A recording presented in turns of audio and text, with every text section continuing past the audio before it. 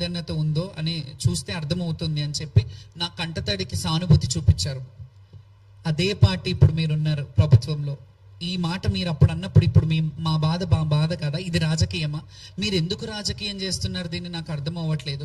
ఇప్పుడు అప్పుడు వాళ్ళు ఏమన్నారు, కాంగ్రెస్ వాళ్ళు ఇది చేయిస్తున్నారని వాళ్ళు ఉన్నప్పుడు అన్నారు. మీ ఇద్దరి మధ్యలో మేము నలిగిపోతున్నాం, మీ పార్టీల మధ్యలో మేము నలిగిపోతున్నాం. మాకు మీతో వచ్చిన లాభం ఏమీ లేదు. మీరు ఇచ్చిన డబ్బులు మేము ఏమైనా తీసుకొని బ్రతుకుతున్నామని కాదు. ఇంకొక విషయం చెప్తాను, ఈ డబ్బుల విషయం వచ్చింది కాబట్టి కొందరు ఏమన్నారు, మీకు డబ్బులు ముట్టలేవా లేకపోతే ముట్టినాయా, డబ్బులు ముట్టనందుకు మీరు ఇలా విమర్శిస్తున్నారా ప్రభుత్వాన్ని అని అన్నారు. మీకు ఎన్ని ముడుపులు ముట్టితే లోపలికి వెళ్ళేసి డబ్బులు తీసుకొని బయటకు వచ్చి మీరు ఇలా డాన్స్ ఆడారు అన్నారు. లోపల ఉన్నది ఇప్పుడు ప్రస్తుతం ఉన్న మంత్రివర్యులు పొన్నం ప్రభాకర్ గారు అండ్ తలసాని శ్రీనివాస్ యాదవ్ గారు, అక్కడ ఉన్న ఒక ఐపీఎస్ ఆఫీసర్ ఉన్నారు. వాళ్ళు ముగ్గురు ఉన్నారు కదా, వాళ్ళు కదా సీసీ కెమెరాల సమక్షంలో ఉంటాం కదా, ఏది పడితే అది మాట్లాడేస్తామని అంటారు కదా. నాకు ముడుపులు ఇచ్చినట్టు అంటే వాళ్ళు లంచం ఇచ్చినట్ట, వాళ్ళు ఇచ్చారని మీరు ఏమైనా ప్రూఫ్ చేస్తారా? ఎక్కడ తెలుసుకొని మీరు మాట్లాడారు? ఏం తెలుసుకొని మీరు దాని మీద విమర్శించారు? ఇప్పుడు మాకు లంచం ఇచ్చినట్టు అంటే ఇప్పుడు మంత్రి గారు మాకు లంచం ఇచ్చినట్ట, మేము లంచం తీసుకున్నట్ట? ఏం మాట్లాడుతున్నారు మీరు? డబ్బులు ఎక్కడి నుంచి వచ్చింది? దీన్ని ఎందుకంటున్నానంటే ప్రభుత్వం వాళ్ళు ఖచ్చితంగా ఈ సోషల్ మీడియాల పైన ఒక కొరడ జులిపించాల్సిందే. ఎందుకంటే ఇష్టానుసారంగా కొన్ని విషయాలలో వ్యక్తిగత హననం చేస్తున్నారు. మా వ్యక్తిగత జీవితాన్ని వాళ్ళు బహిరంగం చేయాలి. ఏదో చేస్తే వాళ్ళు యూట్యూబ్ ఛానళ్ళల్లో పెట్టుకొని మా వీడియోలు పెట్టుకొని డబ్బులు ఆశించి మా బతుకుల మీద మీరు క్యాష్ చేసుకుంటున్నారు, మా బతుకులను మీరు లాభంగా మార్చుకుంటున్నారంటే మీకు సిగ్గు అనిపించట్లేదా? అట్లాంటి మాటలు అడిగేటప్పుడు ఖచ్చితంగా దీని మీద తీవ్రంగా ఖండించాలి. నేను సామరస్యంగా ఉన్నాను. నేను ప్రభుత్వం మాట్లాడంగానే వాళ్ళు మారుబోనాలు చేపిస్తాను అన్నప్పటి నుంచి నేను సైలెంట్ అయిపోయాను. నేను ఏం మాట్లాడలేదు, వచ్చేసాను. సోషల్ మీడియాలో ఏవైతే దుష్ప్రచారాలు చేశారో ఇందులో కొంత అధికారులలో కూడా కొంతమంది కావాలని వాళ్ళని పిలిపించుకొని మాట్లాడి యూట్యూబ్లలో వేయించారనే విషయం నాకు తెలిసింది. దాన్ని కూడా క్లారిఫై చేస్తాను నేను ఖచ్చితంగా. ఎందుకంటే వాళ్ళ మీద బురదని తుడుచుకోవడానికి మమ్మల్ని విక్టిమ్ చేశారు. ఇక్కడ మా మీద రుద్దుతున్నారు ఆ బురద.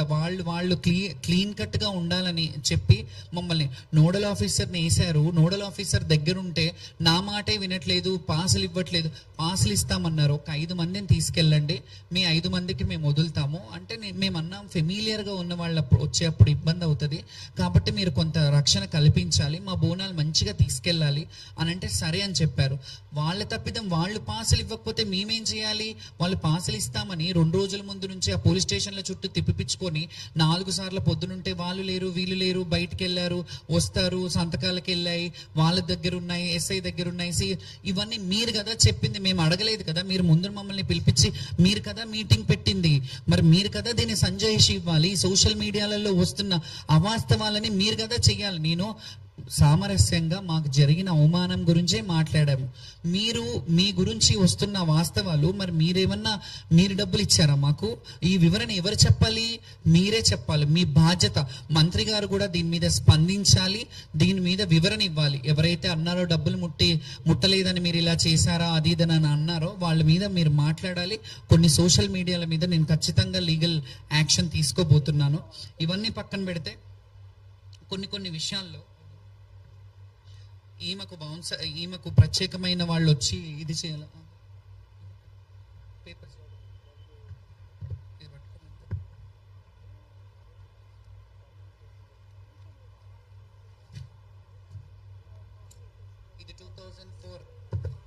ఇది 2004లో నేను బోనం ఎత్తుకున్నది పంజాగుట్టలో మా నివాసమైన దగ్గర. నగరానికి వెన్నెతిస్తున్న బోనాలు ఇక్కడ పక్కన జనార్దన్ రెడ్డి గారు ఉన్నారు, దానికి వచ్చారు. 2004లో ఏ ప్రభుత్వం ఉంది?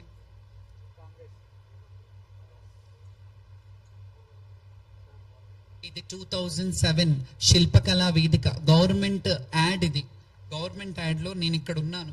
ఇక్కడ మాజీ స్వర్గస్థులు రాజశేఖర్ రెడ్డి గారు ఉన్నారు, అంజన్ కుమార్ గారు ఇప్పుడు ఆంధ్రాలో ఉన్నారు, ఆనం రామనారాయణ రెడ్డి గారు ఎండోమెంట్ మినిస్టర్ ఇప్పుడు అక్కడ. అప్పుడున్న పర్యాటక సాంస్కృతిక శాఖ మార్చులు అందులో నా యాడ్లో వేసారు 2007లో. చరిత్రలో నేను ఉన్నాను. ఈ కొత్తగా వచ్చి నేను పబ్లిసిటీ స్టంట్ చేసుకోవాల్సిన అవసరం లేదు. ఈ చరిత్రను ఎవ్వరూ నా నుంచి కాల రాయలేరు. 2007 అంటే ఎన్ని సంవత్సరాలు అవుతుంది? 19 సంవత్సరాల కింద ఉంది. ఎవరినైనా ఒక్క శివశక్తి, ఒక్క జోగినినైనా ఇలా తెచ్చి చూపించమంటారా? ఆ సత్తా ఉందా? జోగిని నిర్మూలన గురించి 2010లో సాయి కృష్ణ ఆజాద్ గారు ఉన్నప్పుడు ఆయన కూడా ఉన్నారు. ఇందులో ప్రభుత్వ చర్యలు తీసుకోవాలి, జోగిని వ్యవస్థను రూపుమాపేనందుకు. ఇందులో 2 రకాలుగా ఉన్నారు. జోగిని వ్యవస్థలో ఉన్న వాళ్ళు కొందరు ఎక్స్ప్లాయిటేషన్ అయ్యి దొరలకు, పటేళ్లకు, పట్వారీలకు ఇదైన వాళ్ళు కొంతమంది ఉంటే, సంస్కృతికి ముడిపడి ఉన్న వాళ్ళం ఉన్నాము. సిటీలో అట్లాంటి పటేల్ పట్వారీ వ్యవస్థలు లేవు, సిటీలో పుట్టినాము. కానీ జోగిని వ్యవస్థకి లింకప్ అయి ఉన్నాం మేము. కాబట్టి జోగిని వ్యవస్థని కొన్ని మహిళలను మేము రక్షించగలిగాము. అప్పుడు కూడా సహాయ జోగినీస్ వెల్ఫేర్ అసోసియేషన్ అని పెట్టాను. ఇది 2010లో. ఆయన అన్నారు నమ్మలేని నిజం అని. ఒక డాక్యుమెంటరీ చేశాను నేను. డాక్యుమెంటరీ చేసి నమ్మలేని నిజం అని చెప్పి జోగిని వ్యవస్థలో ఉన్న దుర్లభమైన వాళ్ళ జీవితాలను మీరు నమ్మలేని నిజం అని యూట్యూబ్లో కొట్టినా తెలుస్తుంది. వాళ్ళ దుర్భరమైన జీవితాన్ని క్లియర్ కట్గా అందులో పవన్ కళ్యాణ్ గారి వాయిస్తో కూడా మేము రావయ్య మా ఇంటికి అని ఆ సాంగ్ని మేము యూజ్ చేసాం. అందులో ఎందుకు యూజ్ చేసామంటే, తిననీకే బ్రౌన్ షుగర్ మందున్నది, అనుభవించడానికి జోగినీలు ఉన్నారు అనే పాట అందులో ఉంది. అది ఏ సినిమాలో నాకు తెలియదు, కానీ అందులో జోగిని వ్యవస్థలనే మీరు అనుభవించడానికి జోగిని బిడ్డ వాళ్ళు ఉన్నారు అని దాన్ని పట్టుకు బేస్ చేసుకొని ఆ డాక్యుమెంటరీ కూడా చేయడం జరిగింది. ఇందులో ఉన్నవాళ్ళు చూడండి, చంద్రబాబు నాయుడు గారు మహంకాళి టెంపుల్కి వచ్చింది. ఇది నేను మహంకాళి టెంపుల్కి వచ్చిన చరిత్ర. నేను ఇయాలో నిన్ననో పోయి మహంకాళి చరిత్రకు అసోసియేట్ లేను. నేను చరిత్ర ఎప్పటి నుంచో ఉన్నదో, నేను పుట్టిన చరిత్ర, నేను ఎప్పటి నుంచో గుడి చరిత్ర గురించి చెప్పట్లేదు, నా చరిత్ర గురించి. చంద్రబాబు నాయుడు గారు, చిరంజీవి గారు, వీళ్ళందరూ అప్పుడు హేమీలో వచ్చారు. అప్పుడున్న మంత్రులు, అప్పుడు కాంగ్రెస్ ప్రభుత్వం ఉందిగా, అప్పుడు కూడా కాంగ్రెస్ ప్రభుత్వం ఉందిగా. అప్పుడు కల్వకుంట్ల కవిత గారు అప్పుడు పార్టీ అధ్యక్షురాలు కూడా కాదనుకుంటా, బోనం ఎత్తుకొని వస్తున్నారు. అప్పటికి పార్టీ పెట్టలేదు ఆవిడ.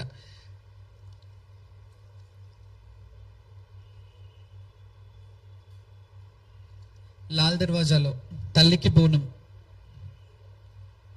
ఇవన్నీ పక్కన పెడితే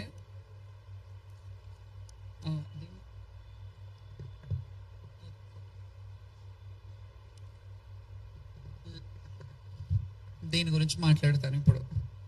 ఎందుకంటే ఆమె ఏం రైట్ ఉంది, ఆమెను ఎందుకు తీసుకెళ్ళాలి, ఆమెని పోలీసు వాళ్ళు వచ్చి ఎందుకు లాంఛనంగా ఇది చేయాలి, అది చేయాలి అని నేను నా ఒక్కదాని గురించి అడగలేదు. కానీ ఇప్పుడు అడుగుతున్నాను, నా హక్కుని ఎవరు నా నుంచి కాల రాయలేరు. ఎందుకు చెప్పనా? ఇది శ్రీ ఉజ్జయిని మహంకాళి అమ్మవారి దేవస్థానం నుంచి చైర్మన్ గారు, ఫౌండర్ చైర్మన్ గారు, ఎగ్జిక్యూటివ్ ఆఫీసర్ ఈఓ గారు వాళ్ళు ఇచ్చిన సర్టిఫికెట్ నాకు 2021లో. This is the certificate that Lashkar ఆడపడుచు, ఇందులో మీరు చూడొచ్చు, లష్కర్ ఆడపడుచు Shrimati Jogini Shyamala, daughter of Kolipaka Lingaiah, Shrimati Manimma, hails from Jogini family. Her excellence behaviour, చూడండి, her excellence behavior in performing Lashkar Bonalu and Batkamma is known to everyone in Telangana state. As Jogini Shamala is performing Modati Bonam. ఇది మీరు గుర్తుపెట్టుకోవాలి, ప్రజలు కూడా గుర్తుపెట్టుకోవాలి, చూసేవాళ్ళు గుర్తుపెట్టుకోవాలి, శివశక్తులు కూడా గుర్తుపెట్టుకోవాలి. మొదటి బోనం, మారు Bonam and Bathukamma festival in Ujjaini Mahankali temple since 20 to 25 years. ఇది ఇచ్చిన 4 సంవత్సరాలు అయింది. 20 to 25 years. Her character and conducting is very good and perfect in all the above pujas. May Goddess Ujjaini Mahankali blessings be showered on her. ఈ లష్కర్కి ఆడపడుచు అనే certificate ఏవైతుందో Ujjaini Mahankali దేవస్థానం నుంచి ఉంది. మీ ఇళ్లలో ఆడపడుచులకి అన్యాయం జరిగితే అడగరా, మాట్లాడరా? వాళ్ళ ఆవేదన ఒక ఇంటి మీద అన్ననో తమ్ముడో అక్కనో చెల్లునో వాళ్ళని ఇబ్బంది పెట్టినప్పుడు వాళ్ళని అడగరా? నేను అడగడంలో తప్పే ఉంది. నేను బోనాలలో తెచ్చినప్పుడు నా బోనం వచ్చేటప్పుడు మీరు ఖచ్చితంగా నాకు ఆ ప్రయారిటీ ఇవ్వాలని అనడంలో తప్పేముంది? నేను ఏం తప్పు చేశానని నన్ను అలా రాంగ్ గా పోర్ట్రే చేస్తున్నారు మీరు. దేవస్థానం వాళ్ళు కావచ్చు, ఎండోన్మెంట్ మినిస్టర్ గారు ఎందుకు మాట్లాడలేదు దీని మీద? ఆవిడ మాట్లాడి మమ్మల్ని పిలిపించుకొని మాట్లాడినంటే ఇది ఉండేదే కాదు కదా. I respect the women. ఒక ఉమెన్ కి ఎండోమెంట్ మినిస్టర్ ఇచ్చారని సంతోషించా, ఆవిడకి వెళ్ళి రిప్రజెంటేషన్ ఇచ్చా. కానీ ఇవన్నీ జరుగుతున్నప్పుడు ఒక మహిళగా ఉండి ఇట్లా కాదమ్మా, మమ్మల్ని ఒక బిడ్డలాగో ఒక చెల్లిలాగో మీరు ఆదరించొచ్చు కదా. మేము ప్రాధేయపడుతున్నాం కదా. ప్రభుత్వాన్ని మేము మిమ్మల్ని తిట్టలేదు, మేము మిమ్మల్ని శాపనార్థాలు పెట్టట్లేదు, కానీ మా మనసుకున్న కలకల తగులుతుంది. అది మీరు జాగ్రత్త పడాలి.